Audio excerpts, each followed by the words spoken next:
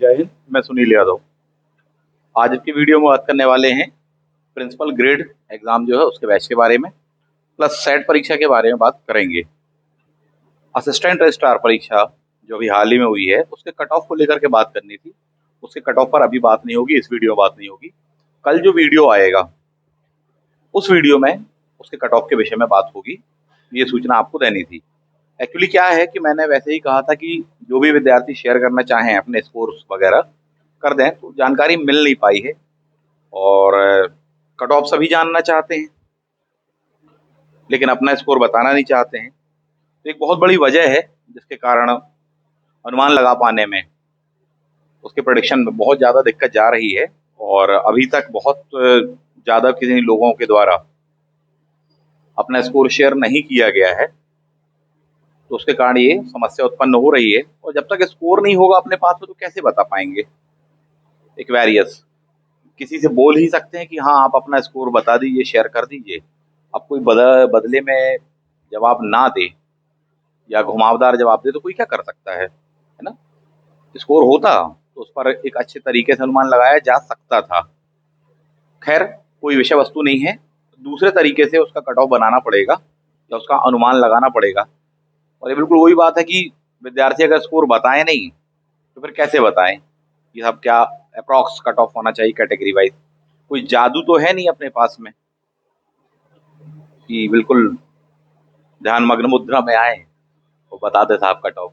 ठीक है, फिर भी जो हो सकता है उस विषय वस्तु पर कल कट ऑफ बताएंगे। शायद कोई जादुई मेथड मिल जाए, उसके आधार पर ही बताने का प्रयास करेंगे। खैर, तो बड़ी अजीब सी विडंबना आयरनी है ये कि कट ऑफ जानना सब चाहते हैं लेकिन अपना स्कोर नहीं बताना चाहते। चलिए जाने दीजिए, नेक्स्ट जाते हैं। दूसरा पॉइंट यहाँ पर है प्रिंसिपल ग्रेड एग्जाम। इसका बैच स्टार्ट हो चुका है। ठीक, शाम को 5 बजे पार्ट बी की इसकी क्लास होगी, सुबह 9 बजे हो रही है। पार्ट ए वाले सेक्शन की क्लासेस मैं क्लासेस ले रहा हूँ। फीस स्ट्रक्चर वगैरह पिछले वीडियो बता चुके हैं, सामने बोर्ड पर भी आपको ये दिया हुआ है। ना केवल इस पर बल्कि इसके सिलेबस पर बात करने वाले हैं, उसमें कितनी दिक्कतें जाने वाली हैं और उसके कंटेंट वगैरह को लेकर उन विषय वस्तुओं पर बात करेंगे। इसके साथ साथ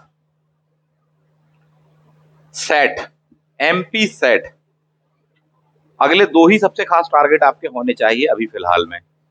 पहला तो है सेट और दूसरा होने वाला है प्रिंसिपल ग्रेड, क्योंकि यही वो एग्जाम है। उसके बाद में फिर आपका एमपीपीएससी का मेंस है और फिर अन्य एग्जाम है, लेखापाल परीक्षा वगैरह जो है सहायक कराधान वाली उस पर उसका भी एक बैच स्टार्ट होगा अपने यहाँ पर इसके पश्चात में। ठीक, उसके बारे में भी जानकारी देंगे। सेट परीक्षा 27 अगस्त को है और डेफिनेटली हो जाएगी। आप ये मान करके चलिए, अपनी तैयारी बढ़ा दीजिए सेट परीक्षा को लेकर के, चाहे आपका ऑप्शनल सब्जेक्ट हो और चाहे आपका पेपर 1 जो कि कॉमन है। पेपर 1 जो कि कॉमन, उसकी फीस कम की गई है, ये है 3000 रुपए की गई है। आपको रिकॉर्डेड क्लासेस मिल जाएंगी, प्लस अभी लाइव क्लासेस होने वाली हैं, खासकर उसके हायर एजुकेशन वाले सेक्टर को लेकर के या सेक्शन को लेकर के। प्लस उसमें जिस तरह से मैथ्स रीजनिंग आती है, डेटा इंटरप्रिटेशन वगैरह आता है, उस पर क्लास होने वाली है। और मैथ्स रीजनिंग भी मैं ही पढ़ाने वाला हूँ, प्लस हायर एजुकेशन वाला सेक्शन जो है वो मैं पढ़ाने वाला हूँ। सेट का सिलेबस बहुत टिपिकल है, बहुत टफ है और जितने भी अब एग्जाम आ रहे हैं आप देखें सभी में सिलेबस जबरदस्त बनाया गया है। तो कई बार विद्यार्थी यही सोचते रह जाते हैं कि साहब जी क्या सोचकर क्या क्या विषय ने डाल दी। एक लाइन में जो लिखा है उसकी एक एक किताब आती है। आप प्रिंसिपल ग्रेड वाले एग्जाम का देखें, पार्ट बी का देखें, चाहे टेक्निकल वाला चाहे नॉन टेक वाला देखें। टेक्निकल वाले में एक लाइन में जो शब्द लिखा हुआ है, ये जो सेंटेंस लिखा हुआ है, उतना एक सेमेस्टर में होता है, एक एक साल में होता है। तो इतना विशाल का सिलेबस बनाया जाने लग गया है। ऐसा ही आपका सेट का है। सेट में ना केवल आपको अपने ऑप्शनल पर बहुत स्ट्रॉन्ग कमांड रखनी पड़ेगी या पकड़ रखनी पड़ेगी, स्कोर ज्यादा करना पड़ेगा, साथ ही साथ आपको पेपर 1 की भी उपेक्षा नहीं करनी है। और मैक्सिमम विद्यार्थियों के साथ में, जो अच्छे विद्यार्थी भी होते हैं, उनके साथ में यही हो जाता है कि बोले सर ऑप्शनल तो फिर भी बचा लिया, पर डुबा दिया कहाँ, कॉमन वाले पेपर में। तो ऑप्शनल हमारे पास में फिलहाल में हिस्ट्री वाला ही अवेलेबल है, हालांकि वो बैच असिस्टेंट प्रोफेसर का है, बट अभी फास्ट पढ़ाया जाएगा उसमें सेट वालों को ध्यान में रखते हुए। पॉइंट नंबर नेक्स्ट, पेपर 1, इसको संभालना है अपन को, इसमें स्कोर करना है। कट ऑफ पहले ही से जान लो कि पिछले बार जो सेट का कट ऑफ वगैरह गया था वो 65 से 70% के बीच में था सभी सब्जेक्ट का। आपका ऑप्शनल कितना ही अच्छा क्यों ना हो, यदि आपने वहां पर पेपर 1 में भी सही तरीके से स्कोर नहीं किया, संभावना यह है कि अटक जाता है। वैसा बिल्कुल नहीं होने देना है। सेट अगले 1 महीने जो बता रहे हैं, जो पढ़ा रहे हैं, वो पढ़ लो, फायदे में रहोगे। और ना केवल आपका फिर वो सेट में काम आएगा, बल्कि यूजीसी नेट परीक्षा भी जो होती है, अगर आपको देना पड़ी तो वहां पर भी वो काम आ जाएगा।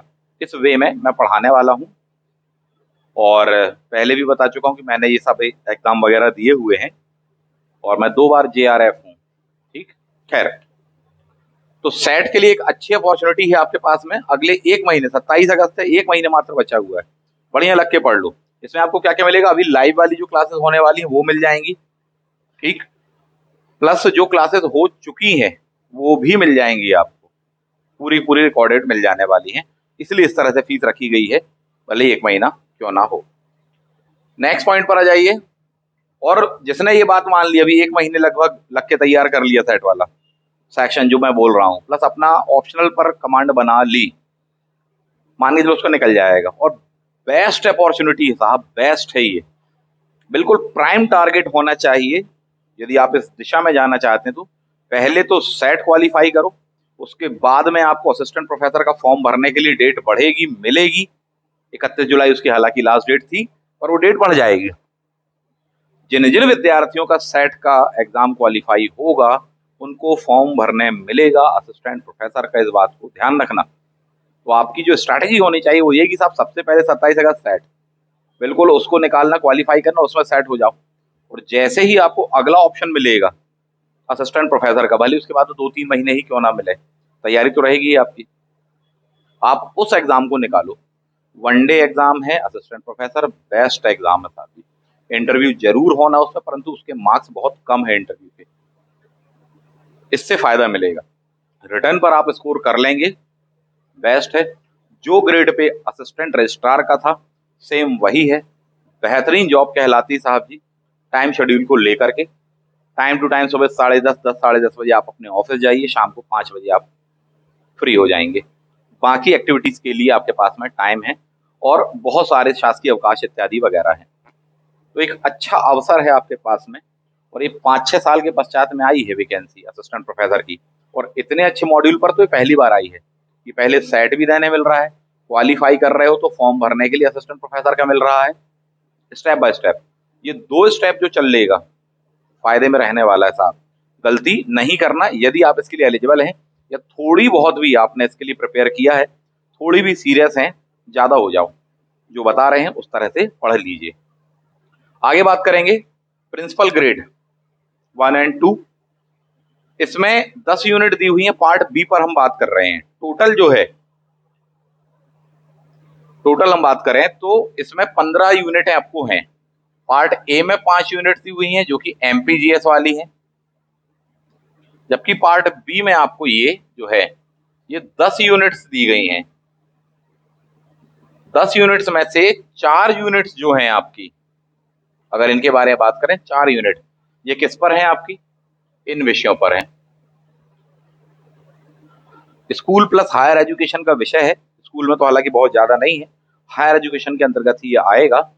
और अभी आप सिलेबस देखेंगे, मैं इस पर डिस्कस करने वाला हूं, तो आप खुद देखेंगे साहब कि ये कितना रुलाने वाला है, और समय है आपके पास में कम। तो इवन मैं भी आपको बताऊं कि मैं इस बैच को स्टार्ट करने के पक्ष में नहीं था, लेकिन जिस तरह से विद्यार्थियों ने भरोसा किया और लगातार वो बोल रहे थे, उस कारण बैच स्टार्ट कर रहे हैं।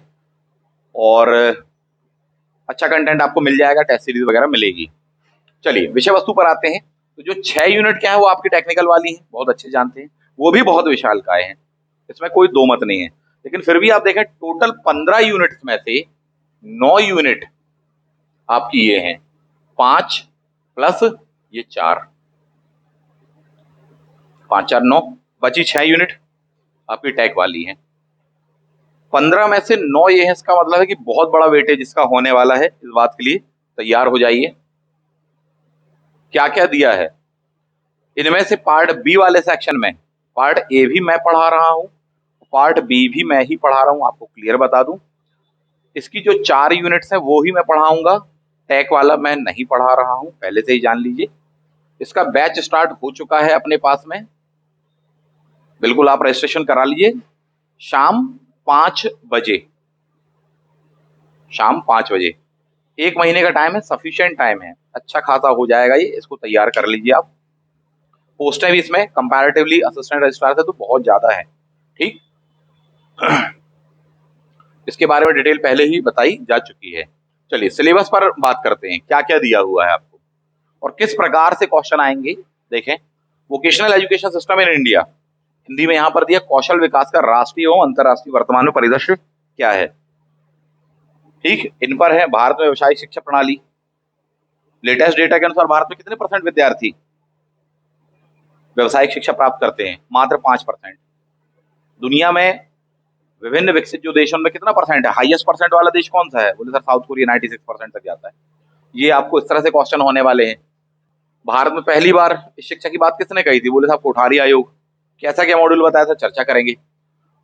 भारत में कौशल विकास पर वर्तमान राष्ट्रीय रणनीति या राष्ट्रीय नीति कौन सी है, एक कहलाती है 2009 की, उसको ही अमेंड करके 2015 में अपन लाए हैं। जबरदस्त है, एक लाइन लिखी है, पूरी पूरी पॉलिसी है वो। भारत में कौशल विकास का उद्देश्य एवं आवश्यकता किन किन क्षेत्रों में, व्यवसायिक शिक्षा पर विभिन्न समितियों की सिफारिशें, खासकर करंट वाली आएंगी। कौशल विकास में अवसर कौन कौन से हैं, सारी ही फील्डों में किया जा रहा है। इस पर क्वेश्चन यही आ जाएगा कि कब तक भारत के समस्त शिक्षण संस्थानों को, चाहे स्कूल एजुकेशन वाले हों चाहे हायर एजुकेशन वाले हों, सभी को बहुविषयक कौशल शिक्षा केंद्रों के रूप में बदलना है अपन को। इस तरह से क्वेश्चन होगा, 2030 तक बदलना है, ठीक। 2025 तक भारत के कितने % विद्यार्थियों को ये वाली एजुकेशन आपको देना है साहब जी। 2025 तक कितना टारगेट है, 2022 तक का टारगेट क्या था, 2025 वाला पूछा जाएगा, वो टारगेट कितना है, 50% है 2025 तक के लिए। कुछ इस तरह से क्वेश्चन होंगे। मध्य प्रदेश में व्यवसायिक शिक्षा की स्थिति क्या कैसी है, पंडित सुंदरलाल शर्मा जी के नाम से केंद्रीय संस्थान मध्य प्रदेश में व्यवसाय शिक्षा वाला कहाँ पर स्थित है, भोपाल में है। कब बना, क्या काम देखता है, कौन है पंडित सुंदरलाल शर्मा जी, ठीक। गांधीवादी कार्यकर्ता, स्वतंत्रता सेनानी, शिक्षाविद। इस प्रकार से क्वेश्चन होने वाले हैं। कंटेंट की बात यदि हम करें तो इसका कंटेंट आपको बहुत बिखरा हुआ मिल रहा है। इसका सिलेबस मैंने अभी गौर किया, समय नहीं मिल पाया था, ध्यान नहीं दे पाया था उतना, एक नजर बस मारी थी। बहुत बिखरा हुआ कंटेंट है इसका साथ ही, एक एक लाइन, एक एक टॉपिक है, विशाल का है। कई तो पूरे पूरा सेमेस्टर सिस्टम वाला है, परेशानी होने वाली है। बिखरा हुआ कंटेंट है, सफिशिएंट मात्रा में नहीं है, दिक्कत हो रही है विद्यार्थियों को। और अभी जैसे जैसे एग्जाम पास में आएगा तब ये स्थिति समझ में आएगी कि दिक्कत कितनी ज्यादा है, ठीक। चलिए आगे बढ़ते हैं, यूनिट नंबर 2 पर आएंगे। तो मध्य प्रदेश में व्यवसाय शिक्षा स्थिति, राज्य में तकनीकी एवं व्यवसायिक शिक्षा व्यवस्था क्या कहती है, वर्ल्ड बैंक द्वारा और भी संस्थानों द्वारा जो एमपी में चलाई जा रही योजनाएं हैं कौन कौन सी, उन पर क्वेश्चन होगा। मध्य प्रदेश सरकार की नीतियां और कार्यक्रम कौन कौन से चल रहे हैं, योग्यता वृद्धि इसके लिए है ना, ये दिया हुआ आपको। AICTE फिर भी ये पढ़ा होगा। NCVET, NCVT को अपग्रेड करके नया बनाया गया, बोले कब बनाया गया है, बोले 5 दिसंबर 2018 को बनाया। कब से कार्य करना चालू किया, वर्तमान में कौन है हेड, अध्यक्ष कौन है, ये जो परिषद है कितने सदस्य होते हैं, 6 से 10 सदस्य होते हैं साहब जी, कार्यकाल वगैरह। तो इस तरह से करके क्वेश्चन होने वाले, प्लस इसके अंदर की डेप्थ की। तो मैं आपको बहुत मोटे तौर पर, उथले तौर पर बता रहा हूँ। पीपीटी जानबूझकर उसकी नहीं बनाई क्योंकि लंबे सारे ढेर सारे क्वेश्चन हो जाते ना। मान लीजिए जैसे अभी तक मैंने क्वेश्चन करीबन 10 क्वेश्चन बोल दिए होंगे आपको, अगर गौर किया हो आपने तो। अब उसको 10 का बनाना तो मुझे लगा कि सीधे बता ही दूंगा, थोड़े को ही ज्यादा समझना, ठीक। समझदार को इशारा काफी है, उसी मेथड पे काम करना पड़ेगा क्योंकि समय आपके पास में कम है। तो ये सेक्शंस आपको दिए हैं। Unit number 3, academic and administrative management, शैक्षणिक और प्रशासनिक प्रबंधन। सरकारी ITI की संगठनात्मक संरचना कपकन एक्ट कहलाता है, योजना कहलाती है। रिपोर्टिंग सिस्टम, स्वॉट एनालिसिस, विजन मिशन वगैरह क्या कहते हैं। मध्य प्रदेश सिविल सेवा नियम, यही अपने आप में बहुत लंबी कहानी है। तो ये चीजें दी हुई हैं। फोर्थ पर आ जाइए, कौशल विकास योजनाएं। जितनी ये योजनाएं थी ना केवल ये आनी है बल्कि इसके अलावा और भी नई योजनाएं आएंगी, आपको साफ साफ शब्दों में बताएं। और विशाल का स्वरूप है इनका योजनाओं पर, बहुत फोकस किया जा रहा है।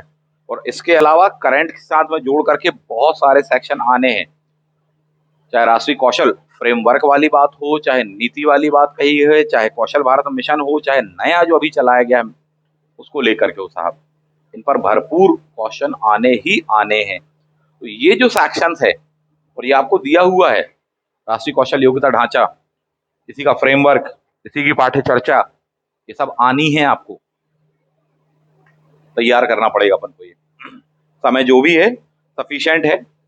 जो विद्यार्थी क्लास में रहेंगे उनको इसके बारे में अच्छा जो भी गाइडेंस हो सकता है वो करेंगे, और कंटेंट वगैरह भी प्रोवाइड करवा देंगे। और टेस्ट सीरीज तो बोला ही मैंने, टेस्ट सीरीज हो चाहे कंटेंट वगैरह वाली बात हो, 15 में से 9 यूनिट जो मैंने कही हैं वो आपको मिलेंगी। टेक वाला मैं नहीं प्रोवाइड कर पाऊंगा, बार बार स्पष्ट कर रहा हूँ, पिछले वीडियो में भी मैं ये बता चुका हूँ। और उसे आपको अपने स्तर पर तैयार करना पड़ेगा, क्योंकि वो वैसे भी 3-3 4-4 अलग अलग ब्रांचेस का है। किसी का मैकेनिकल का, किसी का कुछ का, किसी का कुछ का, ये स्थिति है। तो 6 यूनिट आपने कहीं ना कहीं कॉलेज के दौरान में पढ़ा हुआ होगा, उसके कंटेंट को प्रिपेयर कर लोगे। 3 में से या 4 जो सेक्शंस हैं उनमें से कोई 2 तो कम से कम तैयार हो जाएंगे या होंगे ही, बाकी 2 बचेंगे वो आप कर पाएंगे, है ना। तो ये चीजें कहीं ना कहीं हैं। कुछ इस प्रकार से रणनीति बनाइए। और अब बिल्कुल लास्ट पॉइंट, जैसा कि मैंने आपसे कहा, टोटल 15 यूनिट है, 15 में से 9 यूनिट निर्धारक होने वाली हैं, इस बात को समझिए। और अच्छा अवसर है आपके पास में, क्योंकि आपके पास वैकेंसीज, नंबर ऑफ वैकेंसीज काफी हैं, इस चीज को समझिए। इन पर कमांड लानी पड़ेगी आपको, इन पर, चाहे MPGS वाला सेक्शन हो। असिस्टेंट रजिस्ट्रार में आप देख चुके हैं किस स्तर पर पेपर आया हुआ था, बहुत टफ क्वेश्चन पेपर था अपने आप में, आसान सा लग रहा था, पर देखें MPPSC वाले भी जो विद्यार्थी रहे उनकी हालत देखिए। बहुतों ने चर्चा तक नहीं की उस विषय पर। MPGS, वे विद्यार्थी जो कि कह रहे थे नहीं सर हम तो MPPSC पहले भी दे चुके हैं, आप टेंशन मत लीजिए उसकी, आप तो पार्ट बी करा दीजिए। जब समझा रहे थे उनको, नहीं एक काम करो पार्ट ए भी पढ़ो जो हम बता रहे हैं, बोला अरे नहीं नहीं सर शायद आप मार्केटिंग कर रहे हैं, हम कर लेंगे वो। अब वो चर्चा करने को तैयार नहीं है, ऐसी स्थिति है। तो ऐसे ही बिल्कुल भी सिचुएशन पर नहीं आना है अपन को। पेपर का लेवल अच्छा खासा आ रहा था, पटवारी की परीक्षाओं में कोई पेपर का लेवल कम था, अच्छा खासा पेपर था वहां पर भी, और कट ऑफ उसके बावजूद भी ऊंचा ही जा रहा है। तो 15 में से 9 जो यूनिट हैं मेरे हिसाब से निर्धारक होने वाली हैं। अगर आपने इसमें हीला हवाली कर दी, लापरवाही कर दी, दिक्कत जाएगी। और 9 यूनिट को 5+4 के फॉर्मेशन में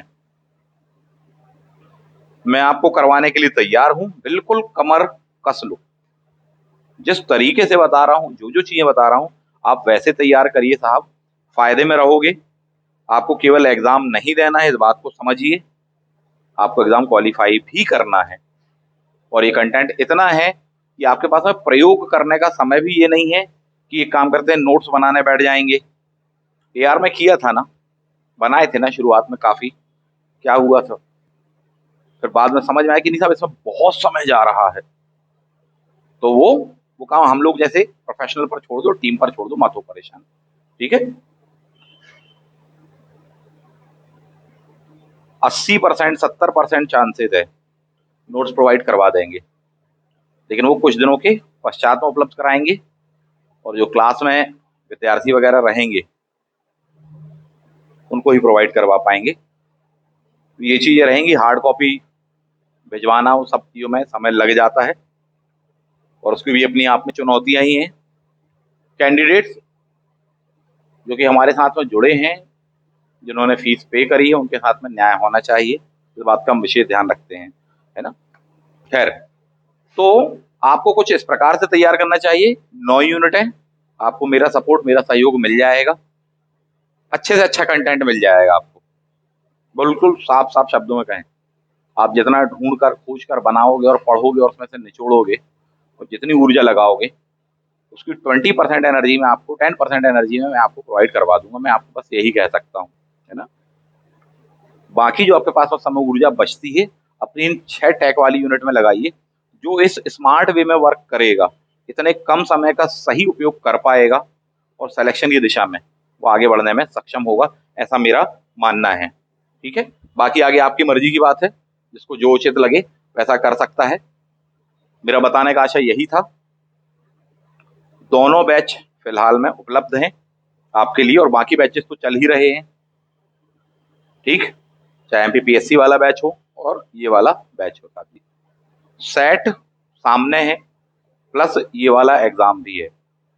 अच्छा गाइडेंस, अच्छा मार्गदर्शन, सफलता की दिशा में जो आप चाहते हैं वो मैं आपको प्रोवाइड करा सकता हूँ।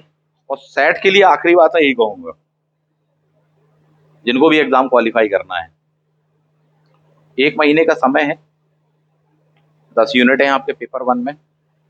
बहुत समय होता है हमारे लिए, बहुत ज्यादा टाइम है।